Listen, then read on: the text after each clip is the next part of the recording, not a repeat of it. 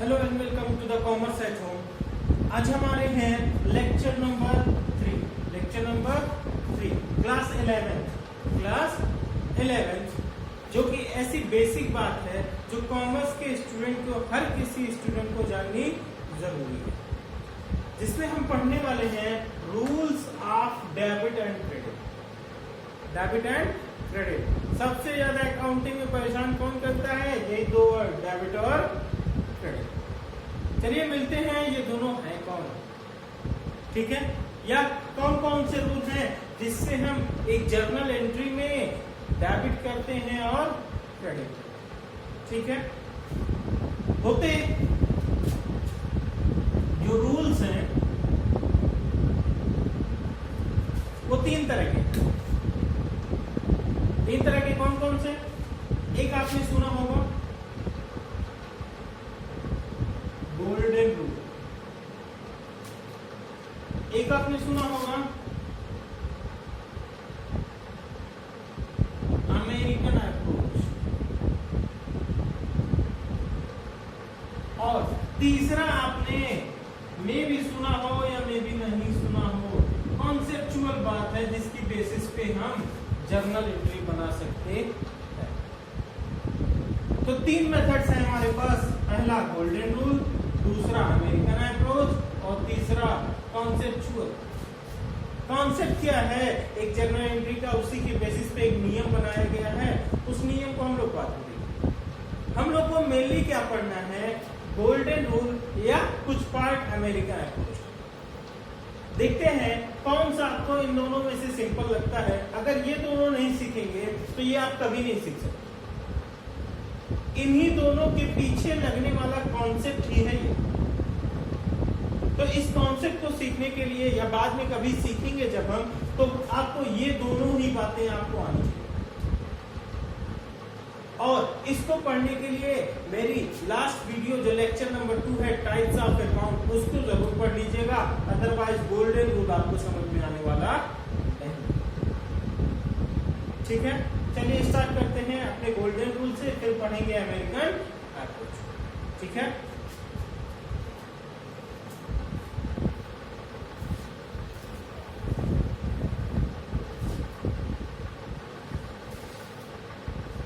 एक journal entry बनाने के लिए हमारा जो गोल्डन रूल है वो हमसे कहता है कि जो टाइप्स ऑफ अकाउंट है ना, उसी के बेसिस पर जर्नल एंट्री कर दीजिए।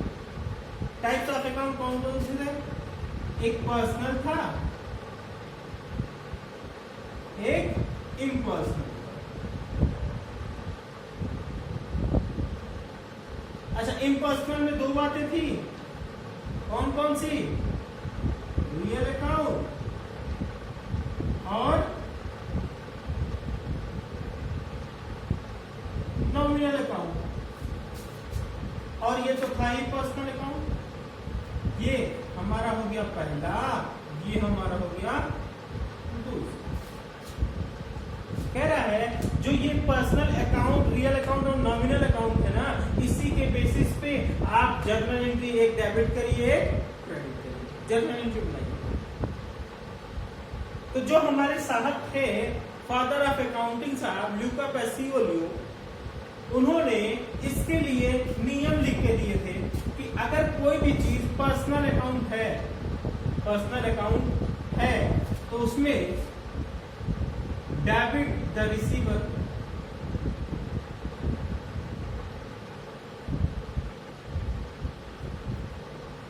और उसमें क्रेडिट कर दीजिए, क्रेडिट द गिवर।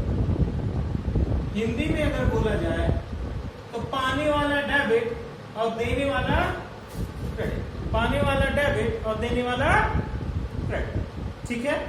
अब देखते हैं रियल अकाउंट में क्या लिखा उन्होंने कहा व्हाट कम्स इन, डेबिट कर दीजिए, व्हाट गोज आउट, क्रेडिट कर, व्हाट कम्स इन डेबिट कर दीजिए, जो आए उसे डेबिट कर दीजिए और जो जाए उसे क्रेडिट कर दीजिए। पर वो कौन सा नेचर का होना चाहिए? रियल अकाउंट होना चाहिए। रियल अकाउंट दो बातों पे डिपेंड करता था ना, एक क्या, जल्दी याद करिए, टेंजिबिलिटी, क्या टेंजिबल होना चाहिए। दूसरी क्या बात थी, बिजनेस जब से स्टार्ट हुआ है तब से लेके अभी तक हमारे साथ होना चाहिए। अगर ये दोनों बातें किसी भी चीज से जुड़ती हैं, अगर वो सही है तो वो रियल अकाउंट कहलाएगा, अदरवाइज रियल अकाउंट नहीं कहलाएगा। क्लियर? चलिए अब देखते हैं नॉमिनल अकाउंट के बारे में कहा, all the expenses and losses debit कर दीजिए, ऑल इनकम या गेन क्रेडिट कर। तो तीन बातें कही उन्होंने पर्सनल अकाउंट के बारे में। अलग क्या कहा पर्सनल अकाउंट के बारे में, पाने वाला डेबिट, देने वाला क्रेडिट। रियल अकाउंट के बारे में, जो आए डेबिट, जो जाए क्रेडिट। और नॉमिनल अकाउंट के बारे में, सारे खर्चे और नुकसान को कर दीजिए डेबिट, और सारे इनकम और गेन्स को कर दीजिए क्रेडिट। इसकी बेसिस पे कुछ जनरल एंट्रीज एक तो हम प्रैक्टिस करके देखते हैं कि कौन से नेचर की है और इसकी बेसिस पे कैसे काम चलेगा। चलिए एक एग्जांपल लेते हैं, बहुत छोटा छोटा एग्जांपल, बहुत मामूली सा। परचेज गुड्स, हमने माल खरीदा फॉर ₹2000 इन कैश। हमने माल खरीदा 2000 रुपए का और नकद पेमेंट कर दिया। अब बताइए परचेज कौन सा अकाउंट है? कोई भी खर्चा हो, लॉस हो, कहां चला जाता है? नॉमिनल अकाउंट में। अब बताइए परचेज हमारा है नॉमिनल अकाउंट, ये हमारा है नॉमिनल अकाउंट। तो कौन से वाले नियम से बनेगा? इस वाले से। क्या कहा? खर्चे को डेबिट कर दीजिए, मतलब परचेज खर्चा है तो परचेज कहां चला गया? Purchase account. अच्छा, टू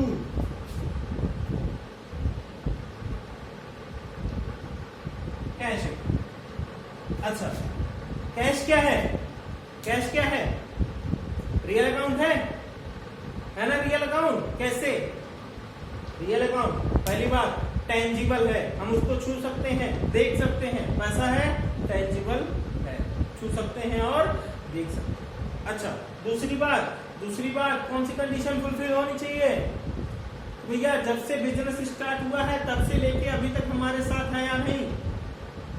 भैया कैश शुरू से, जब बिजनेस स्टार्ट करते हैं तब से पैसा लगाते हैं और हमेशा कुछ ना कुछ हमारे बिजनेस में कैश पड़ा रहता, तो ये हमारा रियल अकाउंट है। अगर कैश हमारा रियल अकाउंट है तो किस फार्मूले पे बनेगा? रियल अकाउंट के फार्मूले पे। रियल अकाउंट क्या कहता था? अगर आए तो डेबिट, अगर कैश आता तो डेबिट करते। यहाँ कैश, हम माल खरीद रहे हैं तो कैश क्या हो रहा है? जा रहा है, कैश को क्या कर देंगे? क्रेडिट। ठीक है, परचेज अकाउंट डेबिट टू। हमें पहले एस्पेक्ट निकालने पड़ते हैं। एक एस्पेक्ट था परचेज, एक एस्पेक्ट था कैश। अब इसको पहचानना पड़ता है कि ये कौन से अकाउंट के अंडर में आएंगे, पर्सनल में आएगा, रियल में आएगा कि नॉमिनल में। ठीक है, अगर ये हम पहचान लेते हैं फिर उसी के नियम के हिसाब से हम जर्नल एंट्रीज की।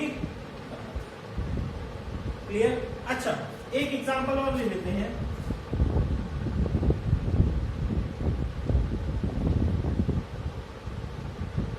फ्रॉम सोहन, हमने नाम चेंज कर दिया, purchase goods for ₹2000 from Sohan.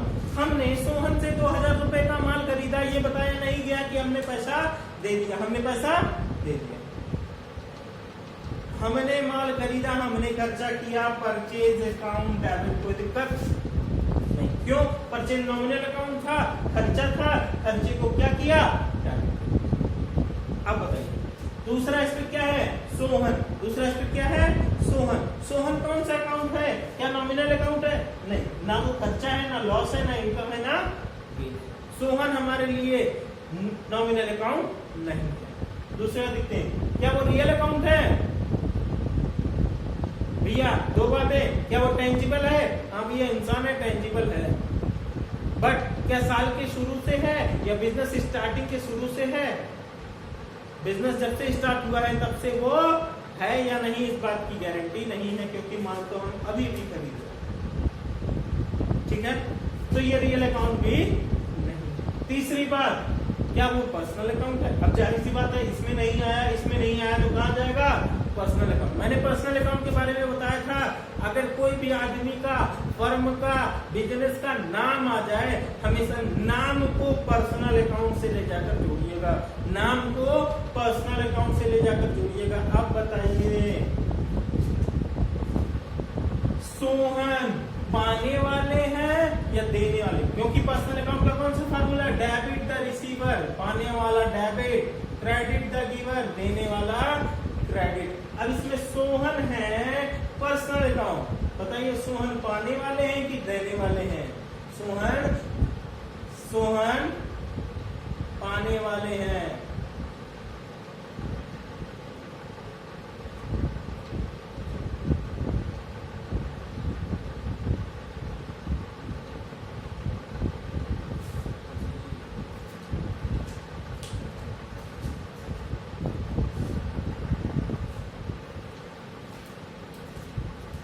हाँ, पाने वाले हैं या देने वाले हैं?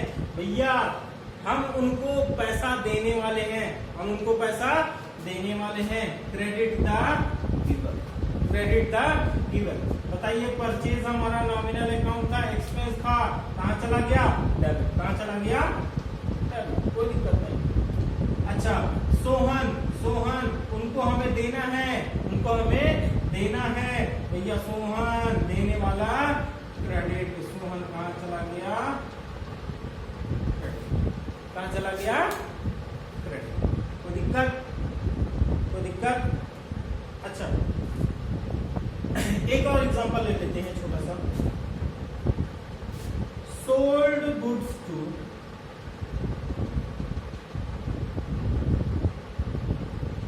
Ram ₹1000। Sold goods to Ram ₹1000। अभी हमने बताया नहीं कि कैश में दिया है या लिया है, कुछ बताया नहीं है, बस ये बताया गया माल बेचा गया 1000 रुपए का राम को। पैसा मिला या नहीं मिला, इस बात की गारंटी नहीं है, तो हम वहां पे कैश लिख नहीं सकते। पहला एक एस्पेक्ट है हमारा सेल्स, एक एस्पेक्ट है हमारा हमने माल बेचा। बताइए, माल बेचते इनकम होती है ना? इनकम कौन सा अकाउंट है? Nominal account. इनकम को क्या करना है? क्रेडिट। सेल्स कहां चला जाएगा? क्रेडिट। राम भैया, अब एक क्रेडिट में दूसरा डेबिट में, वो बात ठीक है, वट ठीक है, बट क्यों राम डेबिट? भैया हमने उनको माल बेचा, हमने उनको माल बेचा, तो उनसे हमें मिलेगा या हम उनको देंगे? उनसे हमें मिलेगा, वो हमारे लिए रिसीवेबल है। क्या है? रिसीवेबल है, रिसीवेबल है। दो बातें बताई थी पर्सनल अकाउंट के बारे में हमने, एक रिसीवेबल है, पेएबल। एक रिसीवेबल है, पेएबल। अगर रिसीवेबल है तो हमारे लिए डेबिट, अगर पेएबल है हमारे लिए क्रेडिट है। यहाँ पेएबल था, हमने माल खरीदा था, सोहन को पैसा देना था, पेएबल था, क्रेडिट कर दीजिए। रिसीवेबल था, डेबिट कर दीजिए। अगर हम इस फॉर्मूले को थोड़ा सा नाम चेंज करके सिर्फ रिसीवेबल और पेएबल लिख दे तो आपको कोई प्रॉब्लम नहीं है। रिसीवेबल, डेबिट, पेएबल, हमेशा अपने आप को बिजनेस मानिएगा।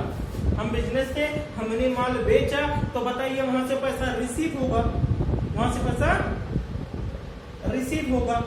तो राम हमारे लिए जो पैसा देंगे वो राम हमारे लिए क्या है? रिसीवेबल है। तो राम को हमें क्या करना पड़ेगा?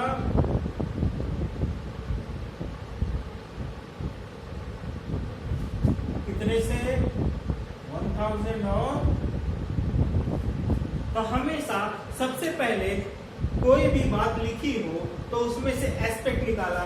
जैसे हमने लिखा sold goods to Ram rupees 1000, बात लिखी हुई थी, हमने इसमें से एस्पेक्ट निकाला, एक सेल्स है एक राम, दो एस्पेक्ट निकल गए। अब हमारी जर्नल एंट्री बन सकती कोई दिक्कत। अब हमें देखना है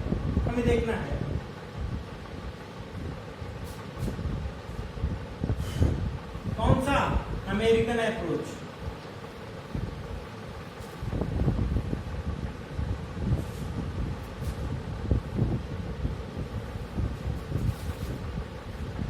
क्या देखना है? American approach. अमेरिकन अप्रोच के बारे में 4 बातें आप साफ साफ लिख लीजिए। पहला एसेट्स, दूसरा लायबिलिटी, तीसरा इनकम या ऐसे छोड़ो, एसेट्स हो, एक्सपेंस हो या लॉस, लायबिलिटी हो, कैपिटल हो, इनकम हो या गेन हो। अगर कोई भी चीज अगर या एसेट होगी या एक्सपेंस होगी या लॉस होगी, अगर बढ़ती है तो डेबिट कर दीजिए, घटती है तो क्रेडिट कर दीजिए। ठीक है, अब देखते हैं लायबिलिटी हो, कैपिटल हो, इनकम हो, गेन हो, अगर बढ़ता है तो क्रेडिट कर दीजिए, घटता है तो डेबिट। बस यही 2 फॉर्मूले हमको ध्यान में रख के चलना है। अगर ये 2 बातें याद रह गई तो फिर आपको कोई प्रॉब्लम होने वाली नहीं है कभी भी जर्नल एंट्री में। कोई दिक्कत? अच्छा सर, ये समझ में नहीं आया भैया। गोल्डन रूल अगर आप पढ़ेंगे तो पहली बात, वो कॉन्सेप्ट को बराबर नहीं रहने देती। ये एक इक्वेशन पे बना हुआ है, एक मैथमेटिक्स के इक्वेशन पे बना हुआ है, जिसमें बिजनेस क्या कहा जाता है। इक्वेशन पहले मैं बता दूं, कहता है assets is equal to equity plus liability,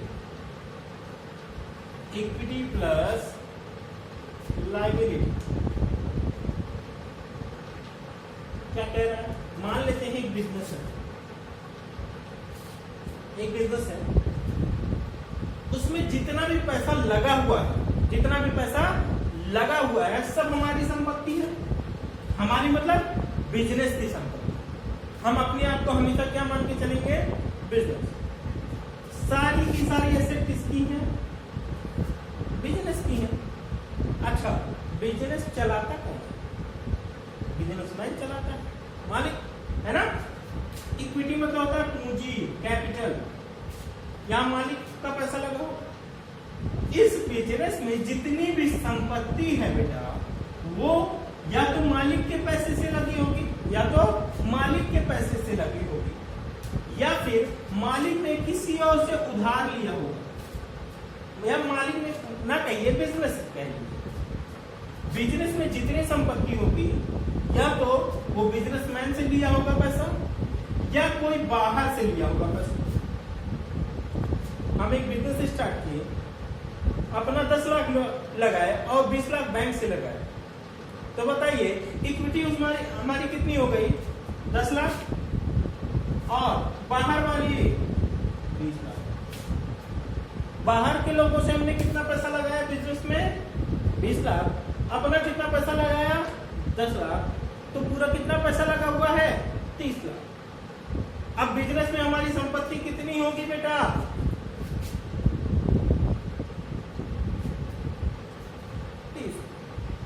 हमेशा याद रखिएगा, एसेट बराबर equity plus liability. Equity plus liability मतलब जितनी बिजनेस में संपत्ति है वो या तो बिजनेसमैन खुद लगाया होगा या किसी बाहर से उधार मांगकर लगाया होगा। ऐसे जैसे मान लीजिए बिजनेस में जितनी भी संपत्ति है वो बिजनेस ने किससे लिया है, या तो मालिक से लिया है या तो किसी बाहरी आदमी से लिया है, तभी वो अपने बिजनेस को चला पा रहा। अब देख लेते हैं, इसको कॉपी कर लीजिए आप लोग। इसके बेसिस पे वही तो जर्नल एंट्री जो अभी हमने बनाई थी, वही तो जर्नल एंट्री हम यहाँ पे भी करके दिखाते हैं आपको। एक क्या था, परचेज गुड्स फॉर कैश ₹5,000। हमने 5,000 रुपए का नकद माल खरीदा, हमने 5,000 रुपए का नकद माल खरीदा। क्या एंट्री होगी, परचेज क्या है, खर्चा था ना, बताइए एसेट हो या एक्सपेंस हो, एक्सपेंस हो, खर्चा है ना, खर्चा कह रहा है अगर बढ़ जाए तो डेबिट कर दीजिए। हमने माल खरीदा, खर्चा हमारा बढ़ गया ना, खर्चा हमारा बढ़ गया तो परचेज को क्या कर दीजिए, परचेज अकाउंट डेबिट। अच्छा, कैश में खरीदा या उधार में खरीदा, यहां साफ साफ लिखा हुआ कैश। बताइए कैश हमारी क्या थी, कौन सा नेचर था, संपत्ति होती है ना, हमारे बिजनेस में कैश था, हमारी संपत्ति थी। अगर एसेट बढ़ जाती तो डेबिट, घट जाए तो क्रेडिट। हमने माल खरीदा तो पैसा दिया कि उससे लिया, दिया, हमने पैसा दिया है उसको। जब हमने माल खरीदा तो उसको पैसा दिया, हमारे पास से कैश कम हुआ या बढ़ गया, कम हुआ। जब कैश कम हो जाए तो क्या कर दीजिए, कैश को क्रेडिट कर दीजिए। तो टू वही एंट्री बनी, कोई दिक्कत, कोई दिक्कत नहीं। अच्छा, राम मोहन हरिश्याम से खरीदता तब क्या हो जाता, तब क्या हो जाता, जैसे कि हमने सोहन का एग्जांपल लिया, परचेज गुड्स फ्रॉम सोहन। अब बताइए, परचेज तो एक्सपेंस था, हमने परचेज को डेबिट कर दिया, कोई प्रॉब्लम नहीं, बट सोहन क्यों सर क्रेडिट हो रहा है। चलिए सोहन को बताते हैं। सोहन, हमने उससे माल खरीदा, हमने उससे माल खरीदा। अब बताइए वो हमारे लिए पेएबल है कि रिसीवेबल, क्या है भैया, हम उनको पे करेंगे पैसा, हमने उनसे माल खरीदा था तो पैसा देंगे, पैसा देंगे। जब अभी देना बाकी है, अभी देना बाकी है, anything which is payable liability, anything which is receivable asset. अगर कोई भी चीज हमारे लिए रिसीवेबल है तो एसेट है, अगर पेएबल है तो लायबिलिटी है। पेएबल है, यहाँ पैसा देना बाकी है, पेएबल है तो लायबिलिटी है। लायबिलिटी बढ़ती है, हमारी जिम्मेदारी, हमने अभी पैसा दिया नहीं, अभी देना बाकी है, हमारी लायबिलिटी क्या हो गई, बढ़ गई। बढ़ गई तो कहां जाएगी, क्रेडिट। सोहन को क्या कर दीजिए, दिक्कत।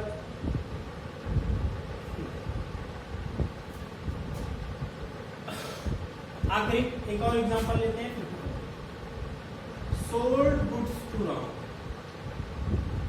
Sold goods to. हम वही एग्जांपल जानबूझ कर ले रहे हैं, एक बार उस ट्रिक से समझ लीजिए, एक बार इस ट्रिक से समझ लीजिए, ठीक है। Sold goods to Ram.